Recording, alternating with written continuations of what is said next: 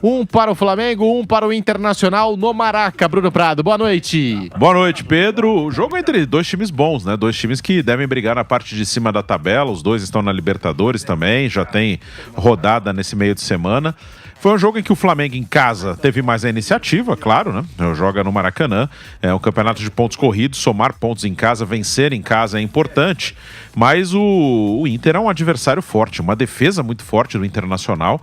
O Inter sai na frente, né? Numa bela jogada do Bernabé na esquerda, uma ótima finalização do Bruno Henrique, e o Flamengo com dificuldade, né? Sem o Gerson, sem o Arrascaeta, então em alguns momentos o time muito acelerado, muita correria, e aí faltava um pouco de lucidez ali para criar uma oportunidade e acabava dando contra-ataque ao Inter, mas quando o Flamengo chega ao gol de empate, num rebote de um escanteio, ali o Flamengo teve um bom momento no jogo. Depois do empate, o Flamengo teve uns 15 minutos de uma pressão muito forte em cima do Inter, teve o lance mais perigoso, a bola na trave do Juninho, que era a chance da virada, ficou em cima, o goleiro Antony, que entrou no lugar do Rocher no intervalo, o Rocher que saiu machucado, foi muito bem no jogo, então o Flamengo pressionou muito ali nos 15 minutos seguintes ao gol de empate, mas depois caiu de produção, talvez fisicamente, o time fazendo uma pressão alta muito forte, isso desgasta, e o Inter passou a ter chance de contra-ataque.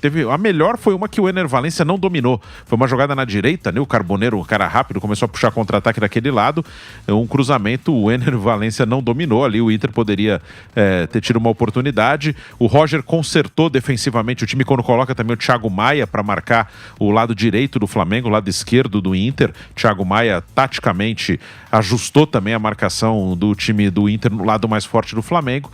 Então foi um jogo bom, dois bons treinadores, eu gosto do Felipe Luiz, gosto do Roger Machado, dois jovens, dois treinadores promissores, que assim, o que pode atrapalhar, o Roger já está há mais tempo aí nesse mercado de treinador, na Série A desde 2015, né, quando ele dirigiu o Grêmio, então desde 2015 trabalhando na Série A, já aí 10 anos trabalhando na Série A, e até agora as pessoas têm alguma dúvida sobre a qualidade do Roger. Nesse momento ele é muito elogiado porque deu uma arrancada com o Inter ano passado e foi campeão gaúcho esse ano, mas ele é bom. Só que aqui no Brasil é muito difícil você ter uma sequência de trabalho. Então isso acaba também minando a carreira de alguns jovens treinadores. O Felipe está começando agora, e até agora ele só venceu no Flamengo, né? Os títulos que ele poderia disputar ele ganhou, ele chega com o brasileiro do ano passado em andamento, mas já era muito difícil vencer, então até agora tá tudo bem, a gente sabe onde começa a ter problema é quando começa a ter tropeço, porque aqui os caras acham que o técnico tem que fazer tudo, que tem que ganhar todos os jogos. No Flamengo tem muito disso, se não ganhar todos os jogos, se não golear, se não der show, não serve. Então eu espero que os dois tenham uma sequência de trabalho, que o Roger, mesmo em momentos que o Inter possa tropeçar, siga. O Felipe é a mesma coisa, porque são dois jovens treinadores promissores e os dois trabalharam muito bem, né? Hoje o Felipe tentando propor mais em casa e o Roger conseguindo consertar alguns problemas de marcação da sua equipe, arrumando alternativas para o contra-ataque. Então foi um jogo bom, principalmente segundo tempo melhor do que o primeiro. O Flamengo teve mais chance de ganhar o jogo, mas o empate não é nenhum absurdo, não. O Inter é um bom time e fez um bom jogo. Em meio a tantos técnicos estrangeiros no futebol brasileiro, hoje um duelo entre dois técnicos brasileiros, dois técnicos jovens e promissores. Roger Machado de um lado, Felipe Luiz do outro.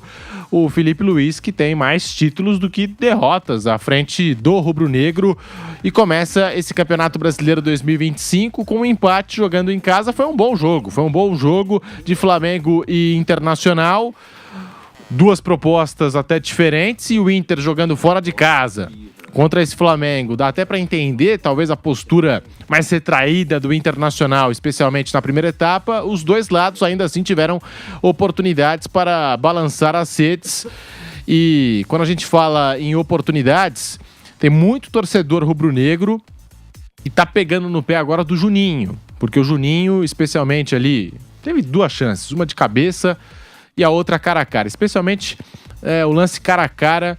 Ele tem ali a possibilidade de fazer o gol, a bola bate na trave, especialmente nesses momentos também. Acho que o torcedor do Flamengo deve ficar com ainda mais saudade do atacante Pedro, não é, Bruno Prado?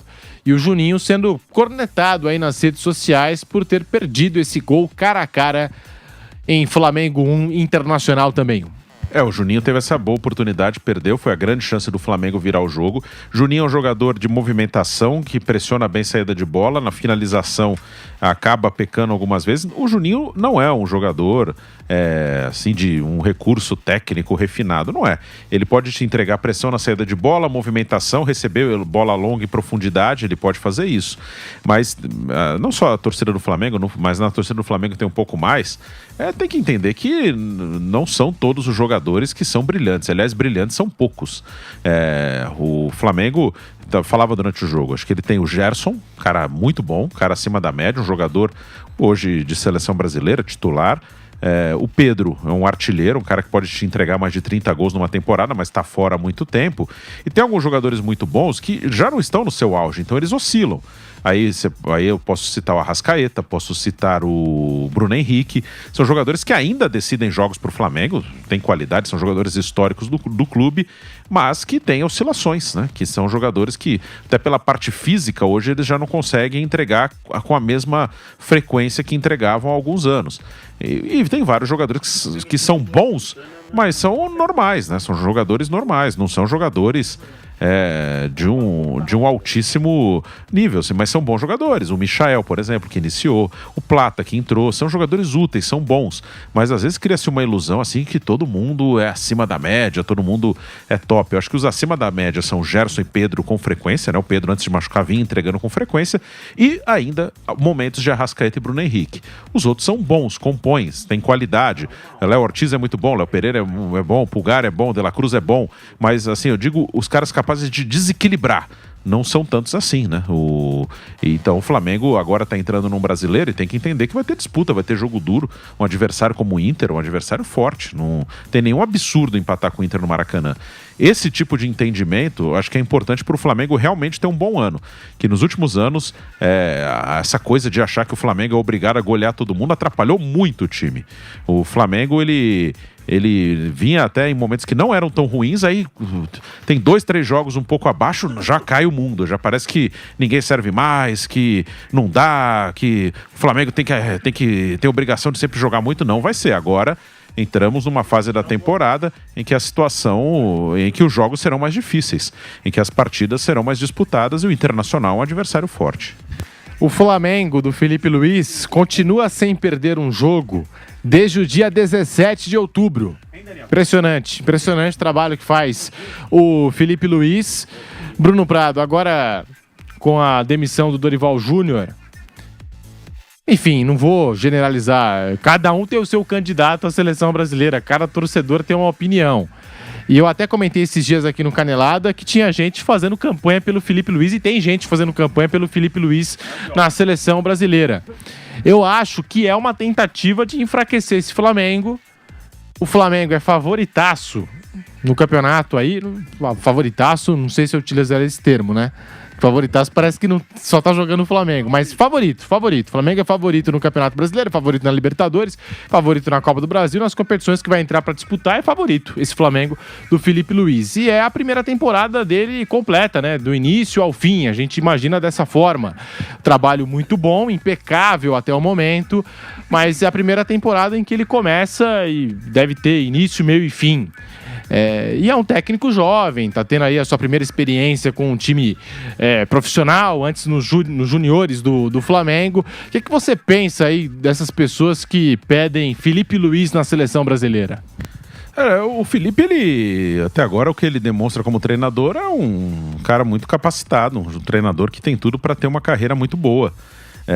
Mas eu acho que seria algo precipitado para ele. Acho que o melhor seria ele tocar a carreira dele com tranquilidade. Se daqui a alguns anos ele chegar à seleção brasileira ou trabalhar no futebol europeu, é uma coisa que deve acontecer naturalmente.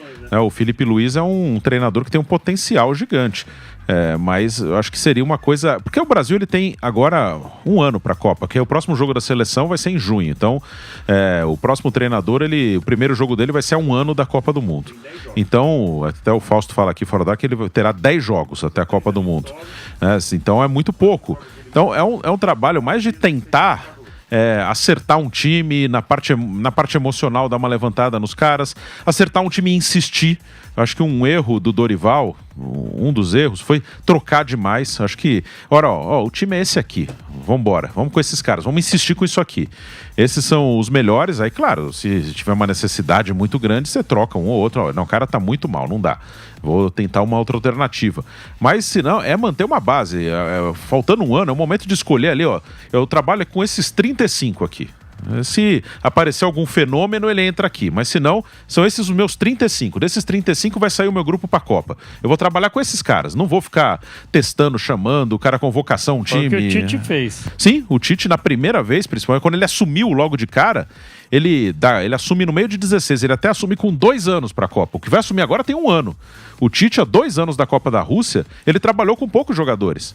Depois, no caminho mais longo até o Catar, ele até testou mais gente. Mas quando ele pega 2 anos da Copa da Rússia, ele define um grupo e trabalha com esse grupo. E o Brasil jogou bem ali. O Brasil chegou bem. Aí ganhar a Copa é outra coisa. Mas o Brasil estava muito mal com o Dunga, melhorou, estava em 6º na eliminatória. Estava pior do que está agora, mas era comecinho de eliminatória. E ali acertou um time, uma base e foi até a Copa. Então quem chegar agora nem vai ter tempo de fazer um trabalho muito elaborado, não vai ter tempo de fazer assim uma coisa assim muito refinada, até porque na seleção já é difícil, porque o time jogou em março, supor que seguisse o Dorival, ele só ia encontrar os caras 3 meses depois, só em junho.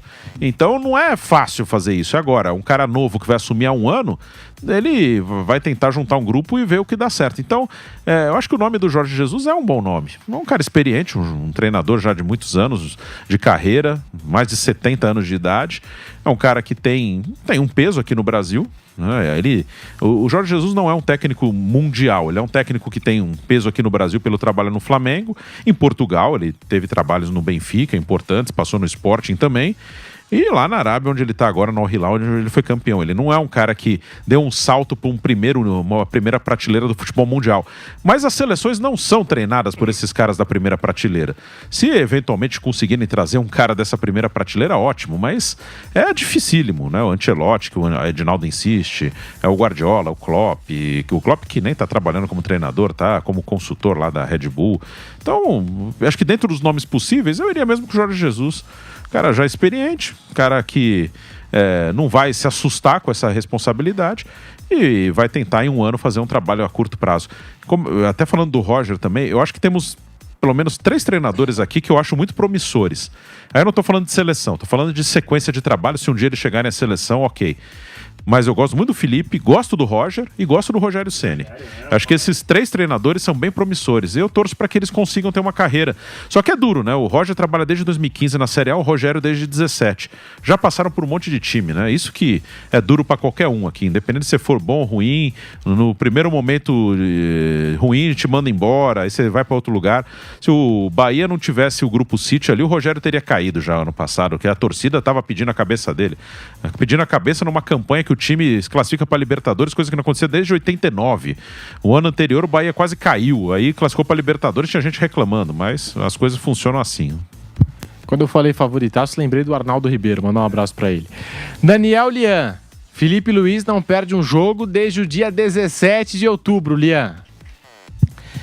É um treinador promissor realmente no futebol brasileiro. Ele conhece bastante o Felipe Luiz, mas eu acho prematura a ida dele para a seleção brasileira, uma possível ida dele para a seleção brasileira. Eu também apostaria num treinador jamais tarimbado. É o caso do Jorge Jesus. Até o próprio Abel Ferreira, eu acho que já seria um bom nome para a seleção brasileira. Esses 2 técnicos portugueses, para mim, estariam no topo da lista, o Abel Ferreira e o Jorge Jesus. Mas como não dá para ter aquela primeira opção do Edinaldo, né? Porque a primeira opção realmente do presidente da CBF é o Ancelotti. Ele não vai aceitar. O Ancelotti está muito bem no Real Madrid. Não sei se arriscaria aí pegar uma seleção brasileira a 1 ano de uma Copa do Mundo. Enfim, claro que é um grande sonho de qualquer treinador, você treinar, ser campeão do mundo.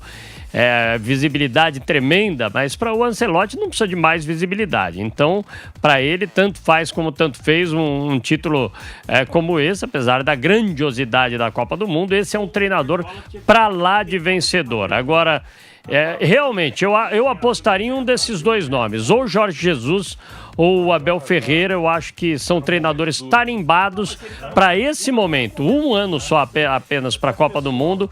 Tem que ser um cara já rodado que vai aguentar a pressão, porque realmente vai existir a pressão para o próximo treinador da seleção.